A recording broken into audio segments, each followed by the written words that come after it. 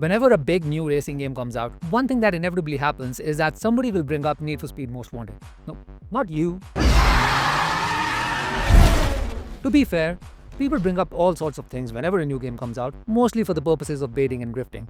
But even in a regular discussion about racing games, Need for Speed Most Wanted comes up sooner or later, and more often than any other racing game. So what is it about this one game that people just can't seem to get over it? Is it really that nifty? Or is it just nostalgia?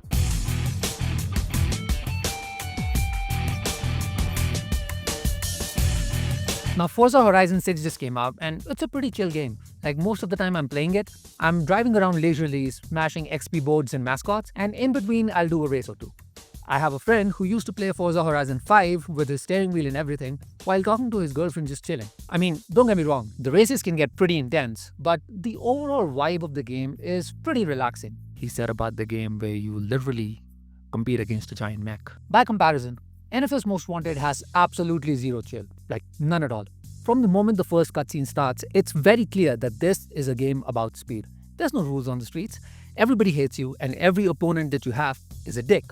This here is the number 15 guy on the blacklist. You got a lot of rep to earn before you get to run with him. Thanks for the update. They will not hesitate to cheat. They will not hesitate to use you. And everybody is in it for themselves. That's the first lesson you learn when this mug jackass shows up and steals your car. I mean, just look at him. First, I'm gonna take your ride, then I'm gonna take your girl. Get ready for that. I hate his mug jackass face. And that goes for most of the rivals on the blacklist. They have a personality. The game makes an effort to incite a response towards them from the players. In Forza Horizon 6, sometimes it feels very weird that all the races are against nameless and voiceless characters. I know the game takes user tags from your friend list and other people playing the game and adds them to the races, but if I were actually racing against my friends, we'd be giving each other shit the whole time. I understand that Forza Horizon is a festival, it's all inclusive, it's a celebration more than anything really. But at the end of the day, it's still a competition. And what would make the races so much more compelling is to have someone against whom you can actually compete and not just random AI avatars. And no, Bowie Knife 99 does not count. I mean, he just doesn't. I said what I said! With its setup, Most Wanted does one thing that has somehow become less and less common in a lot of racing games. It gives it a very well-defined scope and a clear identity. Like within the first 15 minutes, you understand that this is about revenge. It's about proving yourself and taking something back that was stolen from you. And whether you're outrunning the cops and destroying them or snatching pink slips from these suckers, the stakes are high and they're personal. And for my Indian friends, I don't mean those kind of stakes. Please don't come after me. I don't want to beef with anyone. Say that again?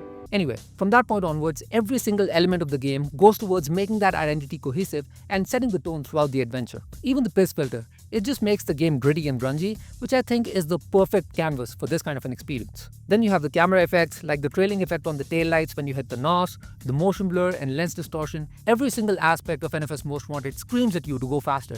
It embodies the title Need for Speed. Like pedal to the metal, fuck the popo, brakes off of whims, and there's no place for losers on the blacklist. Like I actually wanted my heat level to go up so I can get chased by Corvettes just so I can destroy them. Driving through the obstacles and watching them crash is just so satisfying at every single point. Seriously, from start to finish, this whole thing is one big adrenaline rush. Adrenaline rush. I'm sticking with that. And what really ties it together, at least for me, is the music. As soon as you get into the main menu, it hits you with Stars of Beyond and goes. And you know in that moment that it's only going to go harder from there. Most of the music is heavier, it's fast, high-octane music that really gets you pumping and going. Like Bullet for My Valentine with Pant of Blood. It's crazy.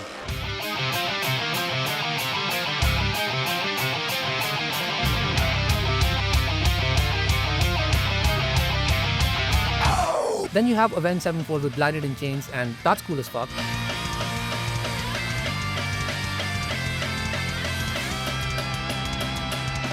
Though, if I channel my inner Stacey Rockford for a second, I think they should have gone with Bad Country off the same album, which is City of Evil, because I think that's a much better vibe for this kind of game. Just listen to the opening of that song.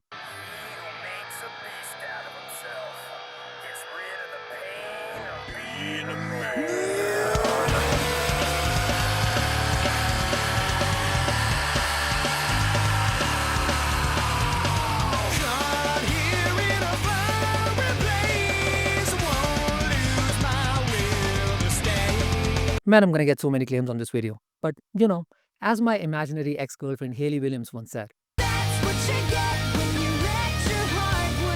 Now maybe I'm a little biased towards this soundtrack because it's so guitar driven, like even some of the rap songs like Fired Up. Hey, stay focused. But it's not like the game doesn't have any slower tracks that don't rely on guitars, like Do Your Thing. However, I don't think there's a single track in this game that you can call mellow or relaxing. Suffice it to say, unlike Forza Horizon, nobody was playing NFS Most Wanted to chill. Like, there's no stopping or smelling the flowers on the streets of Most Wanted. The only thing that matters is how fast you can go.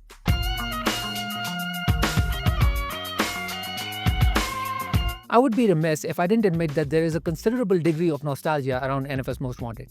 I mean, the game came out hot when the Fast and the Furious movies and Linkin Park were both a big goddamn deal.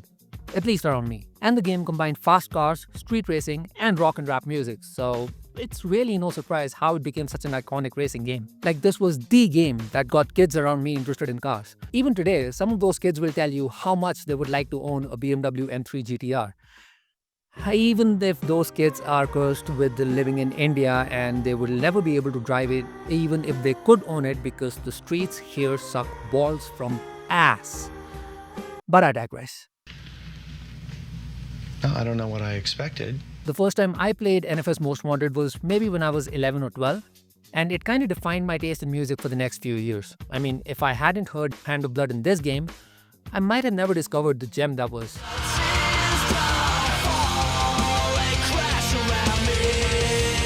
And when I saw in the game that the undercover cop let the street racing criminal go, I was like, whoa, that's just like O'Brien and Dom in the first Fast and the Furious. I should reiterate that I was only 11 when I first played it. Moving on, NFS Most Wanted became such a cultural icon around me that even 8 years later when I was in college, the multiplayer games that were being played on campus were Dota, Counter-Strike, and Need for Speed Most Wanted. I mean, we also played Blur, we played Halo, we also played Far Cry 2 multiplayer, but NFS Most Wanted was one of the big ones. And mind you, this was in 2014, which is almost 12 years ago, and all of those memories came rushing back to me when I was replaying the game. Holy shit, I feel old.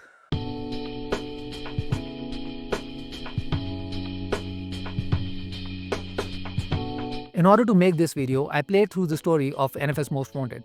I also played through NFS Unbound, or at least I tried. But playing NFS Unbound right after Most Wanted feels like such a downgrade, I just couldn't sit through it. I also played 20-something hours of Forza Horizon 6, as well as the first 5 hours or so of the Crew Motorfest. And here's my conclusion. While NFS Most Wanted carries a huge nostalgia factor, the things that make it so fun to play, even to this day, have little to do with nostalgia. Replaying through the game, all I could think was, EA really cracked the formula on how to make a good racing game that leaves a long-lasting impression over 20 years ago. So what the fuck are they doing now? Nobody asked for weekly missions or seasonal challenges or season passes in Need for Speed. It was an experience that was designed to end, and that limitation of scope made it all the more focused and better. And this isn't meant to put down Forza Horizon 6 in any way either. I love Forza Horizon. Japan is a beautiful setting for the game, and I'm having a lot of fun. I absolutely love the amount of painstaking effort that the game puts in just to draw you into its world. Like during the day trip missions, they'll tell you about the sights you're seeing, the car you're driving, and then you have little historical tidbits about the barn finds. It really feels like taking a guided tour. And when it comes to graphics, it's an absolute feast for the eyes. My laptop can't even run it at ultra ray tracing or whatever, but I was still blown away by how good it looks. And watching the dirt and mud build up on the cars and then seeing it washed off, it's always impressive to me. But it also feels like the type of game that wants to do way too many things. Kind of like a Ubisoft game, but insanely better. And no, we are not going to talk about the Crew Motorfest. I mean, the game has some interesting ideas, and it really does add some personality to the experience with the commentary, which is something that I feel Forza Horizon could really use. Chevy wins! Did you know that Camaro means animal that eats Mustangs? But the overall gameplay loop and progression in the Crew Motorfest are such a slog, it's just not worth it. And with Forza Horizon, the way it throws cars and goodies and money at you can get a little annoying at times because it feels like there's really nothing at stake. But that's not necessarily a bad thing. Like I said in the beginning, the overall vibe of Forza Horizon is pretty chill compared to NFS Most Wanted. Which is why when I'm playing Forza, I love to drive around aimlessly and take in the sights, and that's not the kind of experience that I could ever get in NFS Most Wanted. Moral of the story is, EA needs to get its shit in order with Need for Speed.